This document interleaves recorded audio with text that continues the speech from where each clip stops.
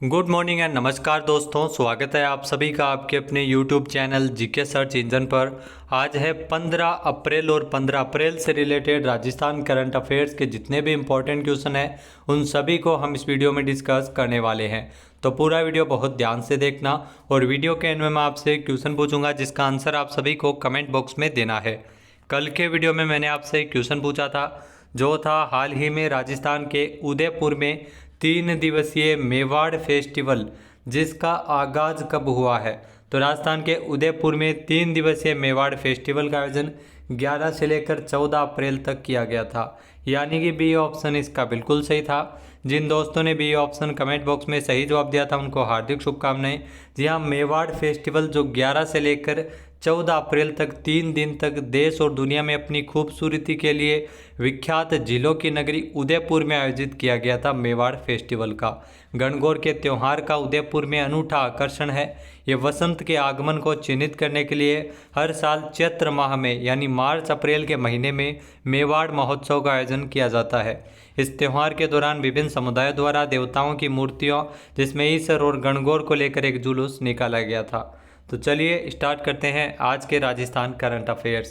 पहला क्वेश्चन है, राजस्थान की सरकारी स्कूलों में कक्षा 1 से लेकर 8वीं तक दिए जाने वाले मिड डे मील की जानकारी हेतु कौन सा ऐप लॉन्च किया गया है। तो ये आपके लिए बहुत ही महत्वपूर्ण क्वेश्चन है। जो ऐप लॉन्च किया गया उस ऐप का नाम है राज सिम्स ऐप, यानी कि बी ऑप्शन इसका बिल्कुल सही है। आइए जानते हैं इम्पोर्टेंट फैक्ट्स।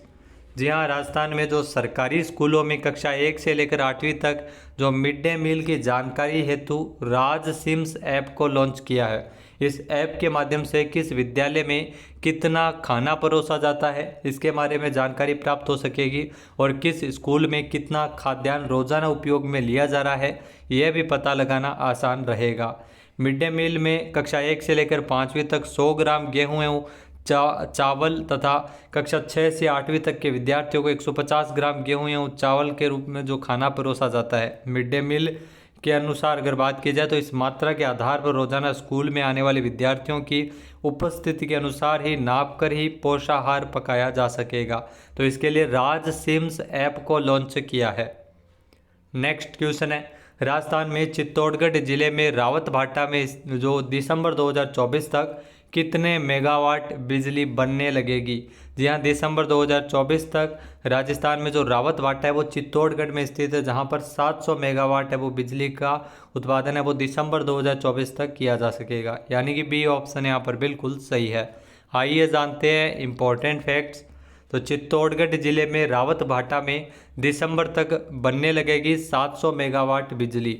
रावत भाटा में निर्माणाधीन राजस्थान परमाणु बिजली घर की 700 मेगावाट की 7वीं इकाई में जून में 1,15,248 किलोग्राम यूरेनियम फ्यूल बंडल भरे जाएंगे। ये देश की पहली ऐसी इकाई होगी जहां फ्यूल भी यहीं से मिलेगा और एनर्जी भी यहीं से बनेगी। तो 700 मेगावाट की बिजली बनेगी। देश की दूसरी और प्रदेश की पहली 700 मेगावाट की परमाणु विद्युत ऊर्जा परियोजना की 2 इकाइयों में एक इकाई के दिल यानी कैलेंड्रिया में यूरेनियम फ्यूल भरने से सभी तरह की टेस्टिंग और जांच शुरू कर दी गई है। जुलाई तक इसमें यूरेनियम फ्यूल भंडार कर दिए जाएंगे। नेक्स्ट है, राजस्थान में तेंदुओं की संख्या बढ़कर कितनी हो गई है। तो राजस्थान में ध्यान रखना तेंदुओं की संख्या में बढ़ोतरी हुई है। इनकी संख्या बढ़कर 721 हो गई है, यानी कि सी ऑप्शन इसका बिल्कुल सही है। आइए जानते हैं इम्पोर्टेंट फैक्ट्स। तो राजस्थान में तेंदुओं की संख्या बढ़कर हुई 721। केंद्रीय पर्यावरण एवं वन एवं जलवायु परिवर्तन मंत्री भूपेंद्र यादव के द्वारा भारत में तेंदुओं की स्थिति पर 29 फरवरी 2024 को नई दिल्ली में एक रिपोर्ट जारी की गई थी। इस रिपोर्ट के अनुसार राजस्थान में तेंदुओं की संख्या साल 2018 से लेकर 2022 तक अगर चर्चा करें तो 476 से बढ़कर 721 हो गई, यानी पहले 2018 में 476 थी जो 2022 में बढ़कर 721 हो गई है। इस रिपोर्ट में राजस्थान के 4 टाइगर रिजर्व है जिसमें मुकुंदरा हिल्स, रामगढ़ विषधारी, रणथंभौर और सरिस्का को शामिल किया गया है। रिपोर्ट के अनुसार साल 2018 में भारत में तेंदुओं की संख्या 12,852 थी जो वर्ष 2022 में 8% बढ़कर 13,874 हो गई है। तेंदुओं की सर्वाधिक संख्या वो मध्य प्रदेश में है जहाँ पर 3,907 तेंदुए हैं। नेक्स्ट है, प्रदेश में बालिकाओं और महिलाओं की सुरक्षा के लिए उत्तर प्रदेश की तर्ज पर राजस्थान में भी एंटी रोमियो स्क्वाड की कितनी यूनिट्स तैनात की गई है? तो राजस्थान में 56 यूनिट्स है वो तैनात कर दी गई है। ए ऑप्शन इसका बिल्कुल सही है। आइए जानते हैं इम्पोर्टेंट फैक्ट्स। तो प्रदेश में बालिकाओं और महिलाओं की सुरक्षा के लिए उत्तर प्रदेश की तर्ज पर अब राजस्थान में भी एंटी रोमियो स्क्वाड का गठन किया गया और इसके लिए 56 यूनिट्स है वो तैनात की गई है।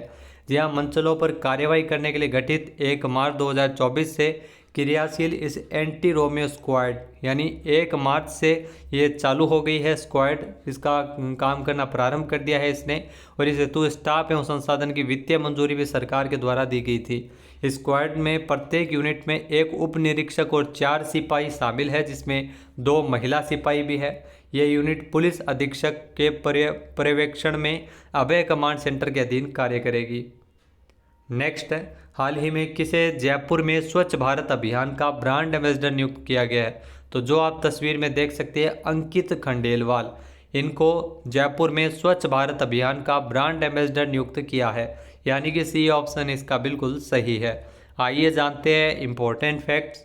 तो नगर निगम जयपुर ग्रेटर की मेयर सौम्या गुर्जर ने देश के विख्यात एंकर और वर्ल्ड रिकॉर्ड होल्डर अंकित खंडेलवाल, इनको जयपुर में स्वच्छ भारत अभियान का ब्रांड एम्बेसडर नियुक्त किया है।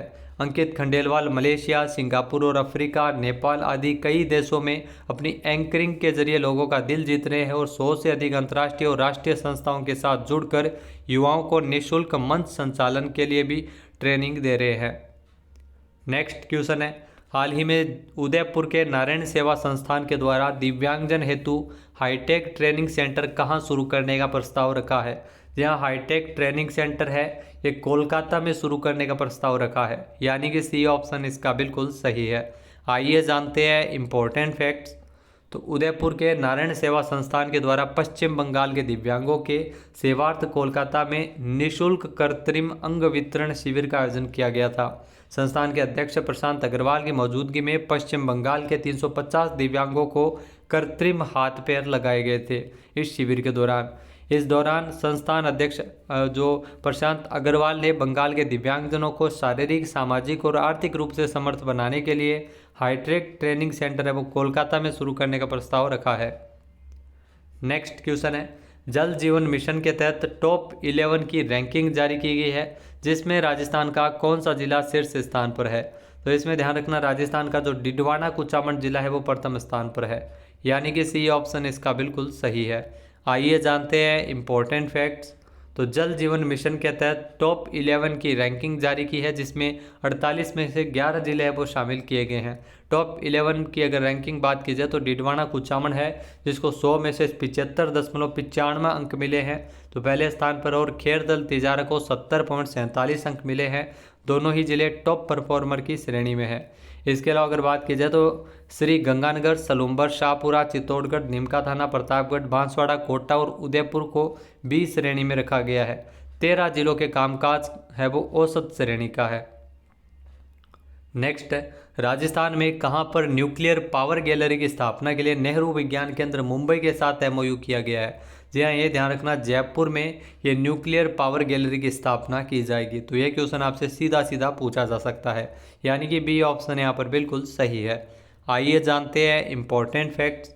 तो जयपुर में न्यूक्लियर पावर गैलरी की स्थापना के लिए हाल ही में नेहरू विज्ञान केंद्र जो मुंबई के साथ एक एमओयू पर हस्ताक्षर किए गए हैं। लगभग 600 वर्ग मीटर क्षेत्र में निर्मित किए जाने वाले जो हॉल ऑफ न्यूक्लियर पावर प्रदर्शनी को मूर्त रूप देने पर लगभग 7 करोड़ रुपये की राशि खर्च होगी, जिसमें जो NPCIL के द्वारा अनुदान के रूप में 4 करोड़ रुपये की राशि है वो दी जाएगी। केंद्र में स्थापित होने वाला जो हॉल है वो एक महत्वपूर्ण घटक होगा, जिससे आम जन को परमाणु ऊर्जा के विभिन्न अनुप्रयोगों एवं भारत द्वारा इस क्षेत्र में किए गए अनुसंधान एवं विकास की जानकारी प्राप्त हो सकेगी। नेक्स्ट क्वेश्चन है, भारत ने विदेशी सीटवे बंदरगाह को संचालित करने का अधिकार हासिल किया है, ये किस देश में है? तो ये ध्यान रखना जो भारत ने हाल ही में विदेशी, जी हाँ ये म्यांमार में स्थित है, भारत द्वारा जो विदेशी सीटवे बंदरगाह को संचालित करने का अधिकार है वो हासिल किया गया है, यानी कि डी ऑप्शन इसका बिल्कुल सही है। आइए जानते हैं इम्पोर्टेंट फैक्ट्स। तो म्यांमार में स्थित सीटवे बंदरगाह को अब भारत द्वारा संचालित किया जाएगा। ईरान के चाबहार पोर्ट के बाद ये दूसरा विदेशी पोर्ट है जिसका संचालन भी भारत करेगा। जहां कालादा नदी पर स्थित इस पोर्ट के संचालन को संभालने के लिए इंडिया पोर्ट्स ग्लोबल के एक प्रस्ताव को मंजूरी मिली है। नेक्स्ट क्वेश्चन है, भारत के पहले प्राइवेट सब मीटर रेजोल्यूशन सर्विलांस सैटेलाइट को किसने लॉन्च किया है? यह भारत का जो पहला प्राइवेट सब मीटर रेजोल्यूशन सर्विलांस सैटेलाइट को लॉन्च किया गया है टाटा एडवांस्ड सिस्टम लिमिटेड के द्वारा, यानी कि सी ऑप्शन इसका बिल्कुल सही है। आइए जानते हैं इंपॉर्टेंट फैक्ट्स।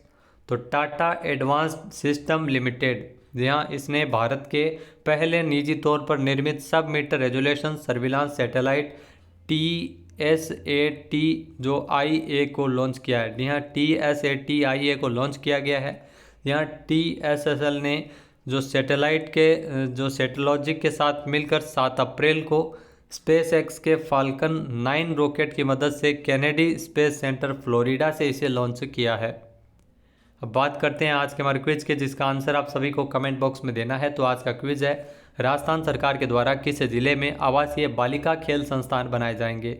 एक बार फिर से सुनिएगा, राजस्थान सरकार के द्वारा किस जिले में आवासीय बालिका खेल संस्थान बनाए जाएंगे?